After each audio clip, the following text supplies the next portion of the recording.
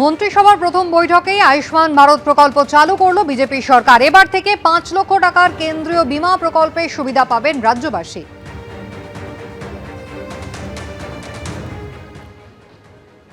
মাননীয় প্রধানমন্ত্রী নরেন্দ্র মোদীজি তিনি বলেছিলেন প্রথম ক্যাবিনেট মিটিংয়ে আমরা আয়ুষ্মান ভারতে যুক্ত হব। আমরা আয়ুষ্মান ভারতে যুক্ত হলাম এবং সংশ্লিষ্ট দপ্তর কেন্দ্রীয় স্বাস্থ্য দপ্তরের সঙ্গে প্রয়োজনীয় যে এগ্রিমেন্ট অন্যান্য যে বিষয়গুলি রয়েছে সেটা স্বাস্থ্য সচিব, মুখ্যমন্ত্রীর দপ্তরের উপদেষ্টা এবং মুখ্য সচিব মিলিতভাবে অতি দ্রুত সম্পন্ন করবেন। বিজেপি সরকারের প্রথম মন্ত্রিসভার বৈঠকে আয়ুষ্মান ভারতে পশ্চিমবঙ্গকে যোগ করার এই সিদ্ধান্তে স্বস্তি সাধারণ মানুষের। লোকের ওই ওষুধ পালা এমনি ডাক্তার দেখানোর এই ইঞ্জেকশন যারা গরিব দুঃখী মানুষ যারা কিনতে পারবে না ওইসব তার জন্যই এইটা দরকার। চিকিৎসার জন্য আমাদেরকে ভিন রাজ্যে যেতে হয়, সেখানে তো স্বাস্থ্যসাথী কার্ড এলাও করে না। যারা যায় তারা নিজেদের গ্যাটের পয়সা খরচা করেই যায়। আর যদি আয়ুষ্মান ভারত হয় সেটা তো সারা ভারতবর্ষে অল ইন্ডিয়াতে যে কোনো তার সুবিধা মতো সে যেতে পারবে। আয়ুষ্মান ভারত যেটা ওটা হচ্ছে সারা ভারতবর্ষ জুড়ে যদি হবে তাহলে সবাইয়ের চিকিৎসাটা সবাই নিলে সবাই সুবিধাটা পেয়ে যাবে। ইচ্ছা হলে আমি চেন্নাইয়ে ট্রিটমেন্ট করতে পারি কম খরচের মধ্যে। রোগীরা এর ফলে উপকৃত হবেন বলছেন চিকিৎসক নারায়ণ বন্দ্যোপাধ্যায়।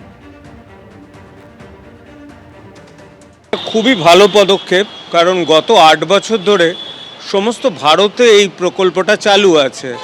দারিদ্র্য সীমার একটা রেখা টানা আছে এখানে। সবাই আয়ুষ্মান ভারত কিন্তু পাবেন না, তবে 70 বছরের উপর সবাই পাবেন।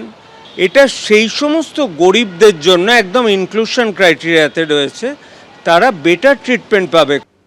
প্রথম মন্ত্রিসভার বৈঠকে রাজ্যের মানুষকে একগুচ্ছ দিশা দেখানোর সিদ্ধান্ত নিয়েছে নতুন সরকার। আগামী সোমবার রয়েছে দ্বিতীয় মন্ত্রিসভার বৈঠক।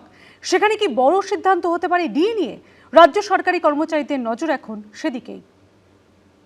সীমান্তে কাঁটাতারের জন্য বিএসএফকে জমি হস্তান্তর, সরকারি চাকরির আবেদনের বয়সের ঊর্ধ্বসীমা বৃদ্ধি, পশ্চিমবঙ্গে আয়ুষ্মান ভারত প্রকল্প চালু। সোমবার প্রথম মন্ত্রিসভার বৈঠকে এরকম বেশ কিছু গুরুত্বপূর্ণ সিদ্ধান্ত নিয়েছে বিজেপি সরকার। ভোটের আগে দেওয়া কথা তারা রেখেছে, আর এতেই আশার আলো দেখছেন বকেয়া ডিএর দাবিতে আন্দোলন চালিয়ে যাওয়া সরকারি কর্মীরা। কারণ মুখ্যমন্ত্রী শুভেন্দু অধিকারী জানিয়েছেন আগামী সোমবার মন্ত্রিসভার বৈঠকেই ডিএ এবং বেতন কমিশন নিয়ে সিদ্ধান্ত নেওয়া হবে।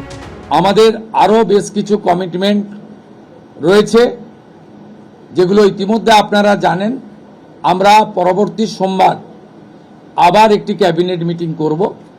সেক্ষেত্রে আমাদের আরও আমাদের আরজিকর সহ নারী নির্যাতনের বিষয়ে, প্রাতিষ্ঠানিক দুর্নীতির বিষয়ে, পে কমিশনের বিষয়ে, এরিয়া ডি এর বিষয়ে, এই যে বিষয়গুলি আছে আমরা পরবর্তী ক্যাবিনেটে সেগুলো করব। বিধানসভা ভোটের আগে বিজেপির সংকল্পপত্রে প্রতিশ্রুতি দেওয়া হয়েছিল ক্ষমতা এলে সমস্ত সরকারি কর্মচারী ও পেনশনভোগীদের জন্য কেন্দ্রীয় হারে মহার্ঘ ভাতা নিশ্চিত করা হবে এবং সপ্তম বেতন কমিশন বাস্তবায়িত করা হবে। सभी सरकारी कर्मचारियों व पेंशन भोगियों के लिए डीए सुनिश्चित किया जाएगा और 45 दिन के अंदर ही 7वें वेतन आयोग को लागू कर सभी कर्मचारियों का सम्मान करने का काम नई बनने वाली भारतीय जनता पार्टी की सरकार करेगी। এই প্রেক্ষাপটে সোমবার রাজ্য মন্ত্রিসভার বৈঠকে কি সিদ্ধান্ত নেওয়া হয় সেদিকেই তাকিয়ে রয়েছেন রাজ্য সরকারি কর্মীরা। আমরাও ওনাদের সাপোর্টটা দেব একজন সরকারি কর্মচারী হিসাবে। আমরাও ভাবছি যে আমাদের নিয়েও ওনারা ভালো চিন্তা ভাবনা করবেন। আর 45 দিনের মাথা ওনারা বলেছেন যে আমাদের পে কমিশনে গঠন করার বিষয়টা ওনারা ভাবছেন। হয়তো সামনে সপ্তাহে যে মিটিংটা হবে সেটাতে আমরা অনেক কিছু জানতে পারবো। 5ই ফেব্রুয়ারি ডিএ মামলার রায়ে সুপ্রিম কোর্ট বলেছিল 2008 থেকে 2019 পর্যন্ত বকেয়া ডিএর 25% অবিলম্বে মিটিয়ে দিতে হবে। এর পাশাপাশি অবসরপ্রাপ্ত বিচারপতি ইন্দু মালহোত্রার নেতৃত্বে 4 সদস্যের কমিটি গঠন করে দেয় সুপ্রিম কোর্ট। সর্বোচ্চ আদালত নির্দেশ দেয় রাজ্য সরকারের সঙ্গে আলোচনা করে এই কমিটি ঠিক করবে মোট কত টাকা বকেয়া রয়েছে। 25% বকেয়া ডিএ মেটানোর পর বাকি টাকা কিভাবে, কখন বা কটি কিস্তিতে দেওয়া হবে সেটাও ঠিক করবে এই কমিটি। 6 মার্চের মধ্যে কমিটিকে তা ঠিক করতে হবে। 31শে মার্চের মধ্যে বাকি বকেয়া টাকার প্রথম কিস্তি দিয়ে দিতে হবে। এরপরেও তৎকালীন রাজ্য সরকার বকেয়া ডিএ মেটায়নি, বরং 6 মার্চ বকেয়া ডিএ মেটাতে আরও সময় চেয়ে সুপ্রিম কোর্টে দ্বারস্থ হয় রাজ্য সরকার। বিধানসভা ভোটে খরচের কারণ দেখিয়ে 31শে ডিসেম্বর পর্যন্ত সময়সীমা বাড়ানোর আবেদন করে তারা। 15ই মার্চ বিধানসভা ভোটের দিনক্ষণ ঘোষণার 55 মিনিট আগে ডিএ দেওয়ার কথা ঘোষণা করেন মমতা বন্দ্যোপাধ্যায়। যদিও রাজ্য সরকারি কর্মচারীদের একাংশ দাবি করেন সুপ্রিম কোর্টের নির্দেশ মেনে বকেয়া ডিএ দেওয়া হয়নি। এই অভিযোগ নিয়ে সুপ্রিম কোর্টে দ্বারস্থ হয় রাজ্য সরকারি কর্মচারীদের একাধিক সংগঠন। এর মধ্যেই রাজ্যে ক্ষমতার পালা বদল হয়েছে, তৃণমূলকে সরিয়ে ক্ষমতায় এসেছে বিজেপি। এবার কি হবে? প্রতিশ্রুতি মতো বকেয়া ডিএ এবং বেতন কমিশনের ব্যাপারে কি সিদ্ধান্ত নেওয়া হবে? অপেক্ষায় রাজ্য সরকারি কর্মীরা। সরকারি সংগ্রামী যৌথ মঞ্চ থেকে এই বিগত সরকারের বিরুদ্ধে লাগাতার আন্দোলন করে গেছি যে আমাদের বকেয়া ডিএ মিটিয়ে দিতে হবে। তো সেই সময় যে রাস্তার যে আন্দোলন হয়েছে, তখন আমাদের বিরোধী দলনেতা থেকে এখন যারা ক্ষমতায় এসেছেন তাদের বিভিন্ন নেতৃত্ব আমাদের মঞ্চে এসেছেন এবং আমাদের দাবির সঙ্গে সহমত। আমাদের পুরোপুরি বিশ্বাস আছে এই সরকার এবং তাদের উপর ভরসাও করি আমরা। এদিকে 60 বছরের পরেও পুনর্নিয়োগ নিয়ে বড়সড় সিদ্ধান্ত নিল নতুন সরকার। স্বরাষ্ট্র এবং পার্বত্য বিষয়ক দফতরের তরফে সোমবার নির্দেশিকা জারি করে বলা হয়েছে, বিভিন্ন দফতরের অধীনস্থ বোর্ড, সংগঠন, বিধিবদ্ধ নয় এমন সংস্থার মনোনীত সদস্য, ডিরেক্টর ও চেয়ারপারসনদের মেয়াদ শেষ করতে অবিলম্বে পদক্ষেপ নিতে হবে। 60 বছর বয়সের পরেও যাদের পুনর্নিয়োগ করা হয়েছে বা এক্সটেনশন দেওয়া হয়েছে তাদের চাকরিও অবিলম্বে বাতিল করতে নির্দেশ দেওয়া হয়েছে। সত্যজিৎ বৈদ্য, কৃষ্ণেন্দু অধিকারী, রুমা পালের রিপোর্ট, এবিপি আনন্দ। আইনের আওতায় থেকে কাজ করুন। গত 15 বছরে অনেক কিছু করেছেন, সেগুলো আমিও ভুলে যাচ্ছি, আপনারাও ভুলে যান। নবান্নে পুলিশের শীর্ষকর্তাদের সঙ্গে বৈঠক করে তাদের হাত খুলে কাজ করার ছাড়পত্র দিলেন মুখ্যমন্ত্রী শুভেন্দু অধিকারী। সরকার চলে নিয়মের উপরে এবং সরকারি সিদ্ধান্ত হয় সংবিধানের কতগুলো বিষয়ের উপরে। তাই এই গভর্নমেন্ট আমিত্বে বিশ্বাস করে না, আমরা নীতিতে চলবে। মন্ত্রিসভার বৈঠক, জয়ী বিধায়কদের সঙ্গে বৈঠক, তারপর পুলিশের সঙ্গে বৈঠক। সোমবার নবান্নে এসে একের পর এক বৈঠক করলেন মুখ্যমন্ত্রী শুভেন্দু অধিকারী। সূত্রের খবর, এর মধ্যে পুলিশের সঙ্গে বৈঠকে তাদের হাত খুলে কাজ করার ছাড়পত্র দেন তিনি। সূত্রের খবর, বৈঠকে পুলিশের শীর্ষ কর্তাদের উদ্দেশ্যে মুখ্যমন্ত্রী শুভেন্দু অধিকারী বলেন, আগে যেমন ছিল যে বিরোধীদের সঙ্গে কথা বলতে পারবেন না, এবার আর তেমন কিছু নেই। প্রয়োজন হলে যে কোনো দলের যে কোনো জেলার নেতাদের সঙ্গে কথা বলতে পারেন। পুরনো অপরাধীদের বিরুদ্ধে ব্যবস্থা নিন, আইনের শাসন প্রতিষ্ঠা করতে হবে। আইন মেনে চলুন, আইনের আওতায় থেকে কাজ করুন। গত 15 বছরে অনেক কিছু করেছেন, সেগুলো আমিও ভুলে যাচ্ছি, আপনারাও ভুলে যান।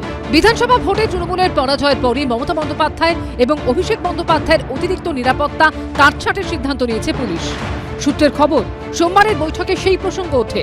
পুলিশের শীর্ষ কর্তাদের উদ্দেশ্যে মুখ্যমন্ত্রী শুভেন্দু অধিকারী বলেন, মমতা বন্দ্যোপাধ্যায়ের নিরাপত্তা একই রকম বহাল থাকবে। উনি 3 বারের মুখ্যমন্ত্রী, সেই সঙ্গে দেখবেন ওনার যেন কোনো অসম্মান না হয়, বাড়ির সামনে গিয়ে কেউ যেন অসুবিধা না করতে পারে।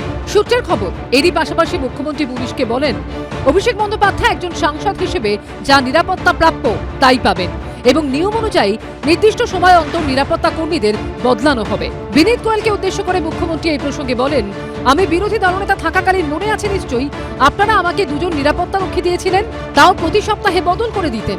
শনিবার মুখ্যমন্ত্রী পদের শপথ নিয়েই সিন্ডিকেট নিয়ে কড়া বার্তা দিয়েছিলেন শুভেন্দু অধিকারী। মুখ্যমন্ত্রী কি বার্তা, সিন্ডিকেট যারা চালাচ্ছে, প্রমোটিং বা তোলাবাজি করছে তাদের উদ্দেশ্যে কি বার্তা?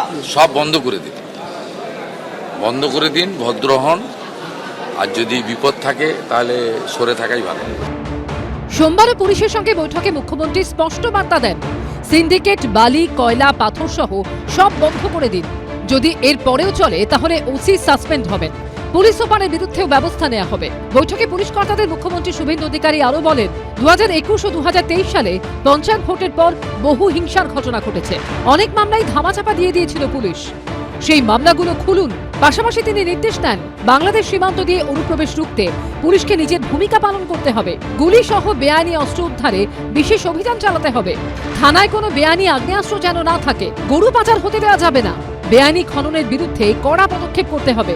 পার্থপ্রতিম ঘোষ ও কৃষ্ণেন্দু অধিকারী রিপোর্ট, এবিপি আনন্দ। এবিপি আনন্দ, এগিয়ে থাকে, এগিয়ে রাখে।